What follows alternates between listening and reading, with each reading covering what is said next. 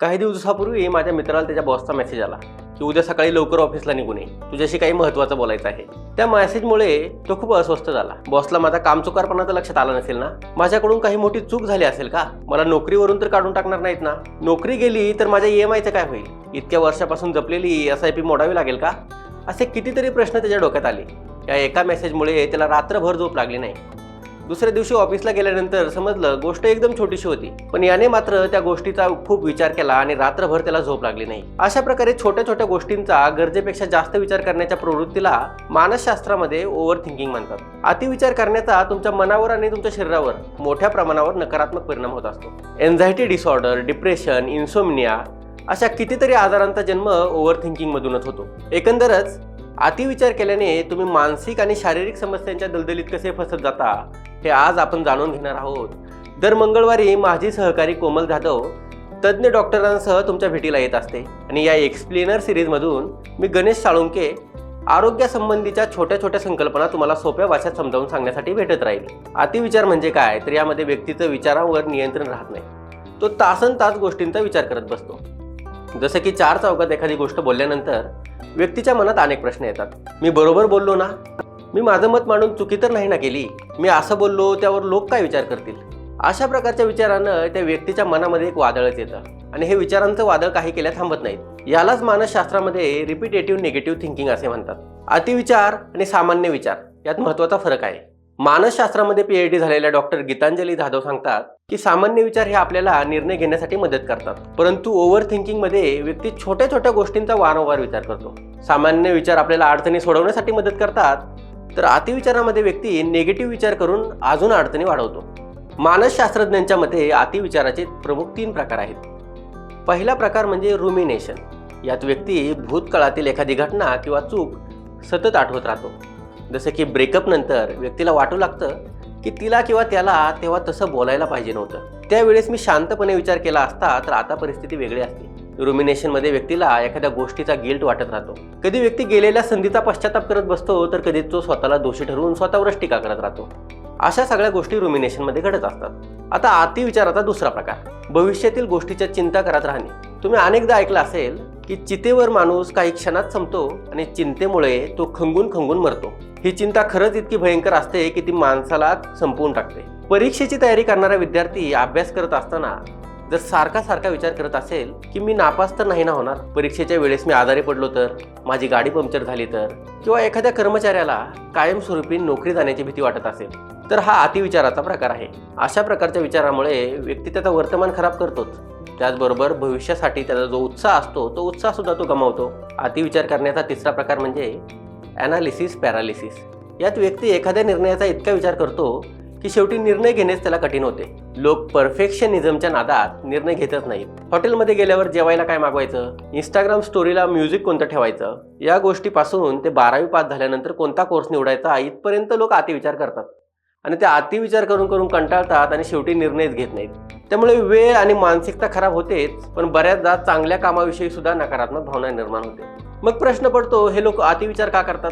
काही वेळा व्यक्तींमध्ये अतिविचार करण्याची प्रवृत्ती बालपणी झालेल्या आघातांमुळे निर्माण झालेली असते. तुम्ही जर पालक म्हणून तुमच्या मुलांवर सतत रागवत असाल, त्यांच्याकडून प्रत्येक गोष्ट परफेक्टच व्हायला हवी अशी अपेक्षा करत असाल, तर मुलांच्या मेंदूवर याचा वाईट परिणाम होऊ शकतो, हे लक्षात ठेवा.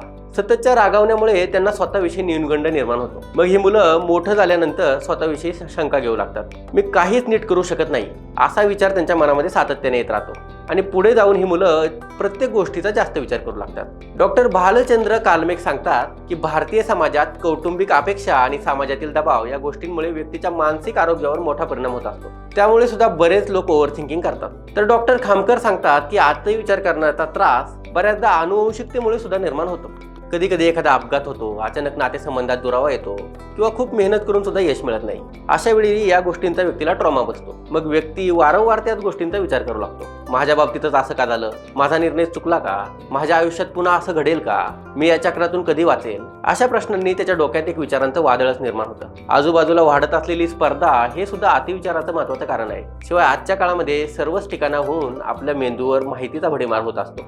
Instagram reel, WhatsApp, Facebook, YouTube notifications आणि फुकटात प्रत्येकाकडून मिळणारे सल्ले, यामुळे सुद्धा ओव्हर थिंकिंग वाढते. तुम्ही कल्पनाही केली नसेल की अतिविचार करण्याचा तुमच्या फक्त मानसिक आरोग्यावर नाही तर शारीरिक आरोग्यावर सुद्धा खूप नकारात्मक परिणाम होतो. अतिविचार करणाऱ्या व्यक्तीला सतत कोणत्या ना कोणत्या गोष्टीची भीती वाटत राहते. प्रत्यक्षात कोणताच धोका नसेल तरी त्या व्यक्तीला काहीतरी धोका आहे, काहीतरी संकट येणार आहे असं वाटत राहतं. यामुळे शरीरात क्रॉनिक स्ट्रेस म्हणजेच दीर्घकालीन तणाव निर्माण होऊ शकतो. सततच्या टेन्शनमुळे शरीरात कॉर्टिसॉल हार्मोनचं प्रमाण वाढतं, झोप लागत नाही, थकवा जाणवतो, रोगप्रतिकार शक्ती कमी होते. ही परिस्थिती जास्त काळ राहिली तर व्यक्तीच्या जीवावर सुद्धा बेतू शकतं. आजारपणात अतिविचारांचा व्यक्तीला जास्त त्रास होतो. डॉक्टर खामकर सांगतात की कोणताही पेशंट आजारपणात बरा होत असताना तो कसा विचार करतो यावर त्याची रिकव्हरी ठरते. त्यामुळे अतिविचार करणाऱ्या आणि निगेटिव्ह विचार करणाऱ्या रुग्णांमध्ये त्यांना बरं व्हायला खूप जास्त वेळ लागतो. काही अतिविचार करणाऱ्या व्यक्तींना इन्सोम्निया म्हणजे झोप न येण्याचा आजार असतो. या व्यक्तींच्या डोक्यात विचारांचं एवढं मोठं वादळ फिरत राहतं की झोपणं खूप अवघड होतं. या व्यक्तींमध्ये डिसिजन फटीगची समस्या सुद्धा निर्माण होऊ शकते. म्हणजेच काय, ही लोक छोटे छोटे निर्णय घ्यायला सुद्धा खूप वेळ लावतात. अतिविचार करणाऱ्या लोकांना बऱ्याचदा नाते टिकवणं सुद्धा अवघड होतं. तिने माझा फोन का नाही उचलला, ती माझ्यावर रागवली असेल का, माझे बाकी मित्र माझ्यापासून काही लपवत आहेत का, मी मैत्री करण्याच्या पात्रतेचं नाही का, अशा प्रकारे निगेटिव्ह विचार करून हे लोक स्वतःला आणि इतरांनाही त्रास देतात. डॉक्टर भालचंद्र कालमेक सांगतात की अशा प्रकारच्या अति विचार करण्याच्या समस्येपासून वाचण्यासाठी बरेच लोक व्यसनांच्या आहारी जातात.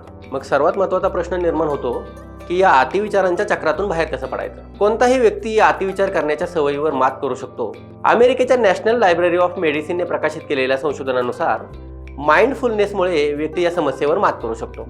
माइंडफुलनेस म्हणजे काय, कायमस्वरूपी वर्तमानात जगायचा, भविष्याची आणि भूतकाळाची अजिबात चिंता करायची नाही.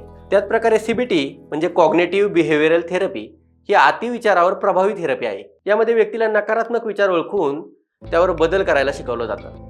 या थेरपीमध्ये तुम्हाला विचारांना चॅलेंज करायला शिकवलं जातं. ॲक्सेप्टन्स अँड कमिटमेंट थेरपी म्हणजेच ACT मध्ये विचारांशी लढण्याऐवजी त्यांना स्वीकारायला शिकवलं जातं. तर मेटाकॉग्निटिव्ह थेरपी विचारांबद्दलच्या विचारांवर लक्ष केंद्रित करते.